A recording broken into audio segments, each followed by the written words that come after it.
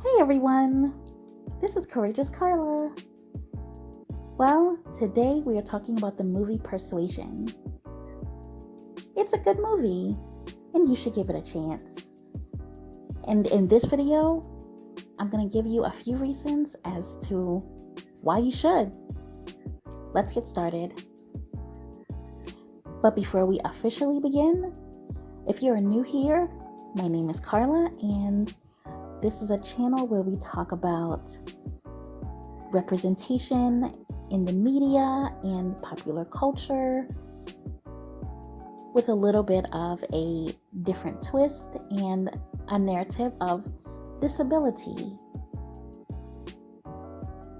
So sit back, relax, and enjoy.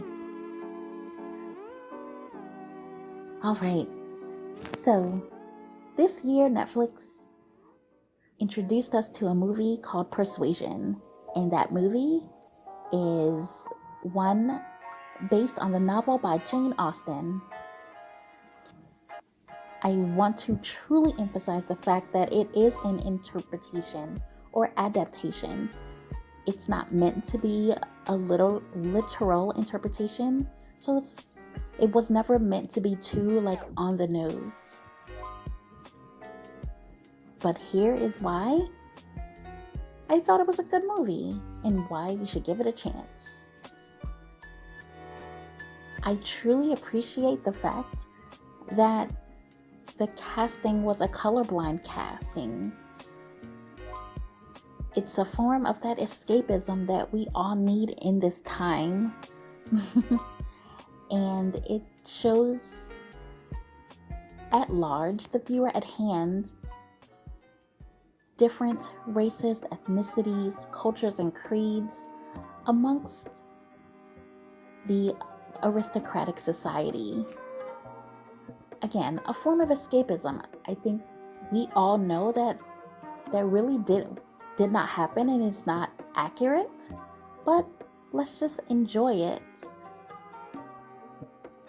and appreciate what the film crew and casting and actors, what they're trying to portray to us as the audience. I really enjoyed the different interpretation of that film. I mentioned the movie was a good movie, in my opinion, but notice I didn't say it was great and I didn't say it was terrible. So that interpretation was meant for a younger audience, and I can totally appreciate that. The main character, Anne, breaking that fourth wall and talking to the audience, it is different and definitely not how the original novel was written or how the story was acted out or portrayed to us in the previous version of Persuasion in, I believe, 2007.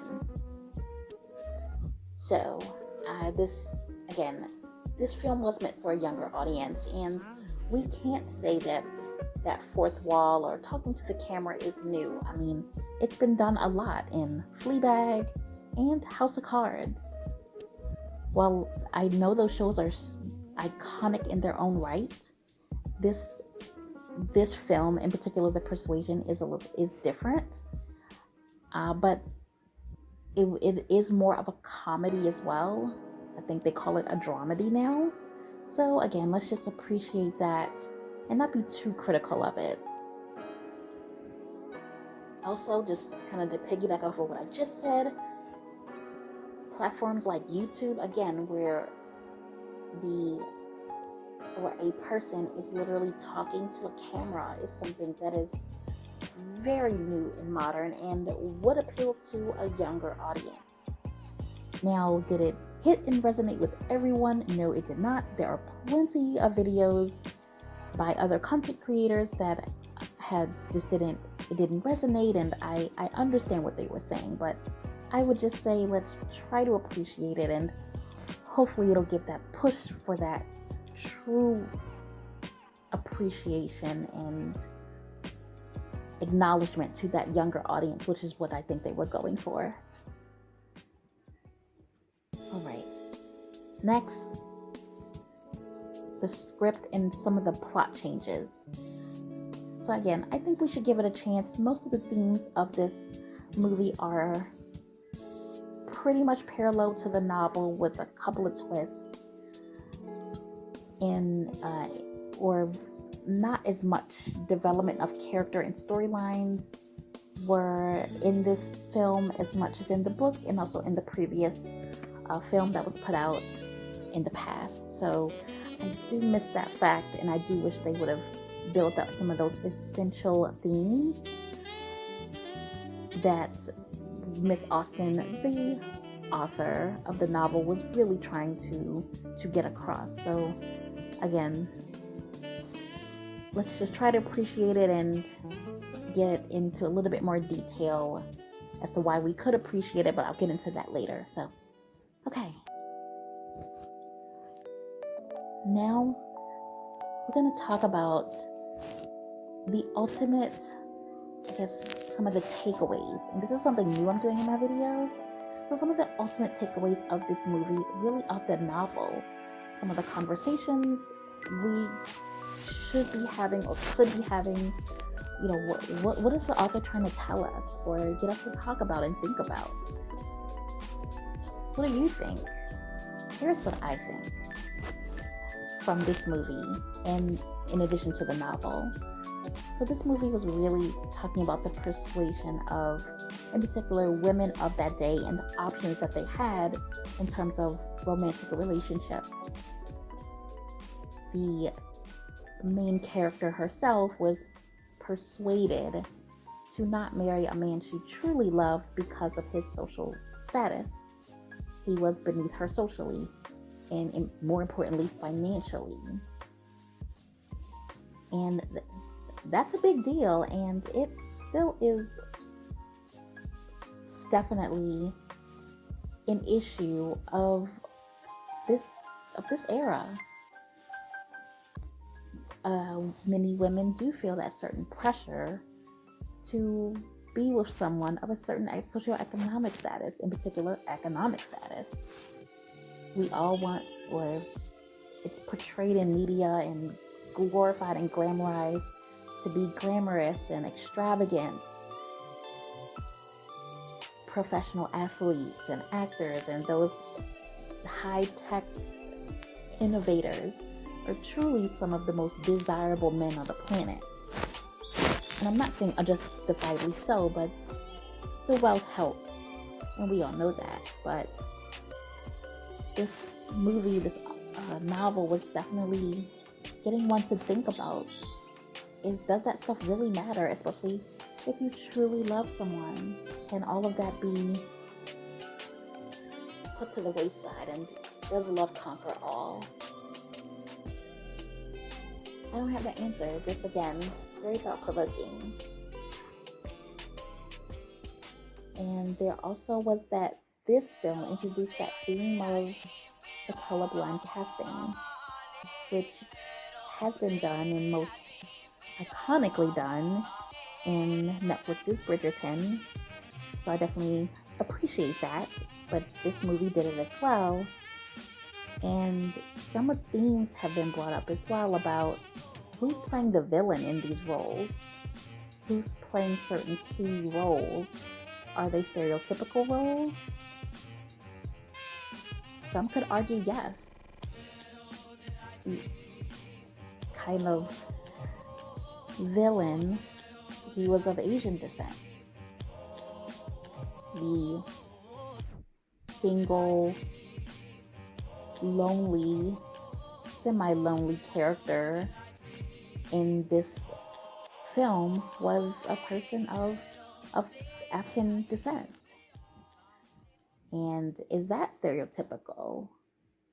Is that portraying to some of the tropes of people of color, in particular from the African diaspora? And I could say yes. But with all of that being said, I still truly appreciate this film and what they were trying to do. And I think these are some of the conversations and what we all can take away and start really talking about, in addition to some of the not so great aspects of this film. like the costumes, and honestly the acting. But I am not an official film critic, so I'm not going to go there. But lastly, I'm going to wrap this video up by tying in the disabled community as well. What this film, or how this film can impact the disabled community in terms of conversations and thoughts. And I would definitely say someone's physical appearance and particular disability does have a role and can play a part in choosing a partner, and how many people have been rejected only based on what they look like, in addition to their financial status. I would say, viewer, could you be with someone that looked physically different than you and was of a different socioeconomic status? If the love is there, why not? They say, especially Jane Austen was a true romantic at heart, and I think she would always say that love conquers all. So let's go with that theme and look past some of that stuff and just try it out, see where you get. Let me know in the comments. All right. Okay, ladies and gentlemen, thank you so much for listening. I hope you enjoyed this. I hope you enjoyed the new little segment I'm doing about popular culture and tying it into the disabled community. If you like this video, please like, share, comment, and subscribe. Comment on, please answer some of the questions I asked, and also, this is also new too. If you're a new subscriber, please put that in the comments, and I'll try to acknowledge you in a future video. I'll give you a little shout out. Especially if you have a channel, please do. I'd be more than happy to promote your channel as well. All right. Carpe diem, ladies and gentlemen, the best way you can. See you in the next video. Bye.